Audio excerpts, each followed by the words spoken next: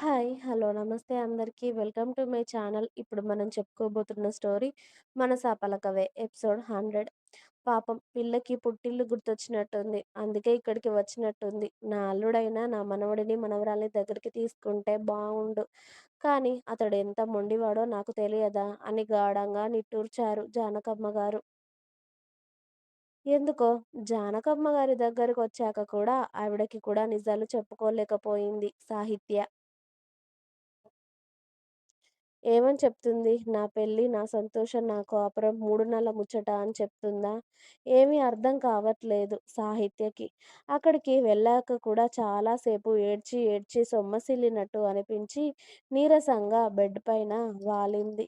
కానీ వాళ్ళ అమ్మమ్మ తినిపించిన పాయసం కడుపులో తిప్పినట్టుగా అనిపించి అదంతా వామిటింగ్ చేసుకొని వచ్చి నీరసంగా మళ్ళీ బెడ్ మీద పడుకుంది. ప్రెగ్నెన్సీ పాజిటివ్ అని తెలిసినప్పటి నుండి కనీసం ఇప్పటి వరకు హాస్పిటల్‌లో కూడా చూయించుకోలేదు తను. వామిటింగ్స్ తగ్గడానికైనా మెడిసిన్ వాడట్లేదు కదా! చాలా అలసటగా, నీరసంగా అనిపిస్తూ ఉంటుంది సాహిత్యకి. అలా అయినా కూడా అదంతా భరిస్తూ సైలెంట్‌గా ఉంది సాహిత్య.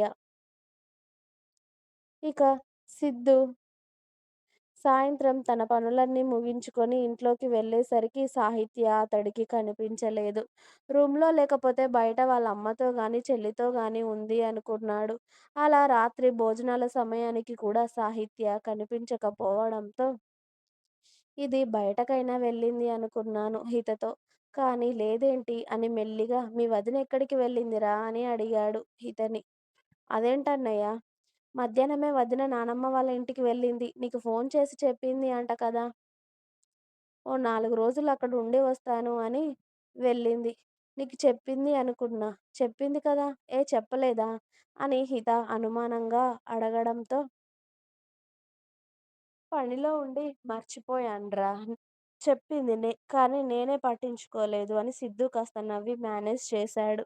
కానీ ఏంటన్నయ్య వదిన చెప్పి వెళ్ళినా కూడా ఇంకా ఇంట్లోనే ఉందని అనుకుంటున్నావా? మా వదిన బాగా గుర్తొస్తున్నట్టుంది కదా నీకు అని హిత నవ్వింది. చెల్లి మాటలకు చిన్నగా నవ్వి సిద్ధు భోజనం నార్మల్‌గా తినేసి రూమ్‌లోకి వచ్చి కనీసం నాకు చెప్పకుండా వెళ్ళిపోయింది. ఏం జరిగుంటుంది? ఇన్ని రోజులు నాతో మాట్లాడకపోయినా కూడా సైలెంట్‌గా ఇక్కడే ఉంది కదా! మరిప్పుడేం జరిగుంటుంది? 4 రోజులు ఉండి వస్తాను అని అంది కదా! చూద్దాం 4 రోజుల తర్వాత వస్తుందేమో అనుకోని మరుసటి రోజు సిద్ధు, అమ్మ ఇవాళ నాకు పక్క ఊర్లో కాస్త పనుంది. నేనొచ్చేసరికి చీకటి పడుతుంది. లేకపోతే రేపు మార్నింగ్ అయినా అవుతుంది. అని సిద్ధు అతడి బుల్లెట్ తీసుకొని వాళ్ళ పక్క ఊరికి వెళ్ళాడు. ఆ ఊరి చివరన ఉన్న ఒక ఇల్లు, ఇంటి చుట్టూ చెట్లు, ఆవులు, గేదెలు, మేకలు, కోళ్ళు చాలానే ఉన్నాయి. ఆ ఇంట్లోకి సిద్ధు అడుగుపెట్టి మెల్లిగా అమ్మా అని పిలవగానే ఇక్కడ ఉన్నాను అని ఇంటి వెనకాల సౌండ్ రావడంతో సిద్ధు అక్కడికి వెళ్ళేసరికి ఓ 60 సంవత్సరాలు ఉంటాయేమో ఒక ఆవిడ పసుపు, ఎరుపు రంగు చీర కట్టుకొని, జుట్టు కొప్పు పెట్టుకొని, నుదుటిన రూపాయి బిళ్ళంత కుంకుమ పెట్టుకొని దేవతలాగా కనిపిస్తూ ఉంటే, "ఏం పని మీద వచ్చావు సిద్ధార్థ బాబూ" అని అడిగింది ఆవిడ సిద్ధుని చూడకుండానే. "నాకు పెళ్లి జరిగి ఇప్పటికి 6 నెలలవుతుందమ్మా" అని అన్నాడు సిద్ధు. "మీ ఆవిడ?" అని ఆవిడ అడగగానే, "నా దగ్గరే ఉంది. మేము పెళ్ళయ్యాక ఇద్దరం ఏకం కూడా అయ్యామమ్మా ఒకసారి. అప్పటి నుండి మనసు మనసులో ఉండడం లేదు నాకు. ప్రతి క్షణం ఏం జరుగుతుందో అని భయంగా ఉంది. అందుకే మీ దగ్గరికి వచ్చాను" అని అన్నాడు సిద్ధు. అప్పుడు ఆవిడ మెల్లిగా సిద్ధు వైపుకు తిరిగి "చెప్పాను కదా బాబు జరిగేది జరగక మానదు. నువ్వు పెళ్లి చేసుకున్న అమ్మాయికి ఆయుష్షు తక్కువ. తను పరిపూర్ణంగా నీ భార్యగా మారితే అది ఇంకా స్థిరంగా మారుతుంది అని చెప్పాను కదా!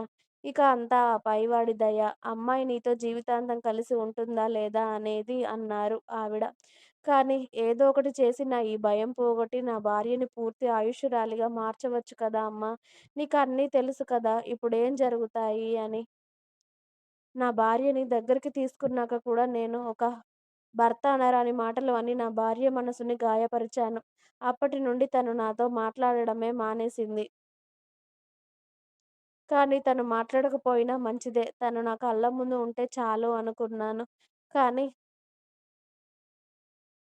మా ఇద్దరి మధ్య భార్యాభర్తల బంధం ఏర్పడింది. అది జరిగినప్పటి నుండి నా మనసులో ఉండడం లేదు. తనకేదైనా జరుగుతుందా అన్న అయోమయంలో, భయంలో బతుకుతున్నాను. దీనికి ఎలాంటి పరిష్కారం లేదా? నా భార్యకి ప్రమాదం అంటే నేనెలా ప్రశాంతంగా ఉండగలనమ్మా? ఏదైనా పూజ గాని, ఏమైనా హోమాలు ఉంటే ఎంత కష్టమైనవి అయినా చేస్తాను. నా భార్యకి ఏం కాకుండా ఉండటం నాకు కావాలి అని అన్నాడు సిద్ధు. ఏం చేసినా మనం ఎన్ని చేసినా మనం మనశ్శాంతికి ఏమైనా మన ప్రశాంతత కోసమే కానీ, అంతకుముందే ఆ భగవంతుడు మన తలరాతని మన జీవితంలో ఏం జరగాలని రాసి ఉన్నప్పుడు, మనం ఇంకా ఏం చేసి ఏం ఫలితం నాన్న? కానీ నువ్వు నీ భార్యకి ఏం కాకూడదు అని అనుకుంటున్నావు కదా! ఇప్పుడు అమ్మవారి నవరాత్రులు వస్తున్నాయి కదా! ఆ అమ్మవారి దీక్ష చేపట్టి నీ భార్యకి ఏం కాకూడదు అని చాలా నిష్టగా పూజ చెయ్యి నాన్న. అమ్మాయి మీద ఏదైనా చెడు దృష్టి, ఏదైనా దుష్ట శక్తి ఉన్నా పోతుంది. ఎందుకంటే నువ్వు దీక్ష అమ్మాయి కోసం చేపడుతున్నావు కాబట్టి, అమ్మాయి నీ దగ్గరే ఉందా ఇప్పుడు అని అడిగారు ఆవిడ. లేదమ్మా! వాళ్ళ అమ్మమ్మ వాళ్ళ ఇంట్లో ఉంది అని చెప్పాడు సిద్ధు. అది ఒక అందుకు మంచిదేలే. నువ్వు నిష్టగా పూజ చెయ్యి. నాన్న ఏదైనా అమ్మాయి మీద చెడు దృష్టి ఉంటే పోతుంది అని చెప్తున్నాను కదా! ఇక అంతా పైవాడి దయ. అంతా బావుండాలని మనం కోరుకోవడమే తప్ప, ఇక జరిగే వాటిని మార్చలేము కదా! ఇక అంతా పైవాడి దయ. అంతా బావుండాలని మనం కోరుకోవడమే తప్ప, ఇక జరిగే వాటిని మార్చలేము కదా! ఆ దేవుడైనా కరుణిస్తే నీ భార్య నిండు నూరేళ్లు బతుకుతుంది. ఇద్దరూ సంతోషంగా ఉండొచ్చు. సరేనా నాన్న అని ఆవిడ ఇంట్లోకి వచ్చి అమ్మవారి దగ్గరికి వెళ్లి అమ్మవారి బొట్టు తీసుకొచ్చి సిద్ధూకి పెట్టి, ఇది నీ భార్యకి ఈ బొట్టు పెట్టి ఆమె చేతికి ఈ తాడు కట్టు నాయనా. అమ్మవారు రక్షగా ఉంటారు ఆ అమ్మాయికి అని చెప్పారు. ఆ పెద్దావిడ. నిజంగా నేను ఈ దీక్ష చేపడితే నా భార్యకి ఏం కాదు కదా! తను నిండు నూరేళ్లు చల్లగా ఉంటుంది కదా! మేమిద్దరం సంతోషంగా ఉండొచ్చు కదా! నేనిలా తనకి దూరంగా ఉంటే తనని అన్నన్ని మాటలు అంటూ ప్రశాంతంగా ఉండలేకపోతున్నాను. ఇప్పటికే ఇప్పటికే తనని దూరం చేసుకున్నాను అనిపిస్తుంది. అసలు పెళ్లి చేసుకోవద్దు అనుకున్న వాడిని కానీ, ఒక సంఘటన వలన తన మెడలో తాళి కట్టాల్సి వచ్చింది. ఎలాగూ ఇద్దరు భార్యాభర్తలం అయిపోయాము. భార్యాభర్తల సంబంధం లేదు, ఉండొద్దు అనుకున్నాను కానీ, అలా కూడా జరగలేదు. నేను అనుకున్న వాటన్నిటికి విరుద్ధంగా నా ప్రమేయం లేకుండానే తనని పూర్తిగా నా భార్యని చేసుకున్నాను. అప్పటి నుండే నాకు ఇంకా భయం మొదలైంది. ఎలా అయినా నా భార్య బావుండాలి చాలు నాకు. తను బావుండడం కోసం నేనేమైనా చేస్తాను. అని సిద్ధు ఆవిడ ఇచ్చిన బొట్టు, అలాగే తాడు తీసుకొని ఆ ఊరు నుండి బయలుదేరాడు.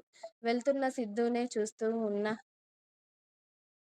ఆవిడ కళ్ళు మూసుకొని తెరిచి, "నీ భార్య కోసం ఇంత తల్లడిల్లుతున్నావు. తన కోసమే తనని దూరం పెడుతున్నావు. కానీ ఆ అమ్మాయికి ఈ గడియల్లో చాలా పెద్ద ప్రమాదం ఉందని తెలిస్తే ఏమవుతావు నాయనా? ఆ అమ్మవారే రక్షించాలి. నువ్వు నీ భార్యతో నిండు నూరేళ్లు పిల్లా పాపలతో సంతోషంగా ఉండాలి." అమ్మ తల్లి, ఆ బిడ్డ ఇప్పుడు ఇంకో చిన్న బిడ్డకి తల్లవ్వబోతుంది. ఆ బిడ్డ కడుపులో ఉన్న పాపకి ఏం కాకుండా నువ్వే కాపాడాలి తల్లి. ఈ విషయం తెలిస్తే ఈ పిల్లాడేమైపోతాడో ఏమో! ఎవరికీ ఏం కాకుండా కాపాడాల్సిన బాధ్యత మొత్తం నీదే తల్లి అని ఆవిడ చేతులెత్తి అమ్మవారికి మొక్కుకున్నారు. ఇంకా ఉంది. మీకు నా స్టోరీస్ నచ్చినట్టయితే ప్లీజ్ లైక్ చేయండి. అలాగే ఛానల్‌ని తప్పకుండా సబ్స్క్రైబ్ చేయండి ప్లీజ్.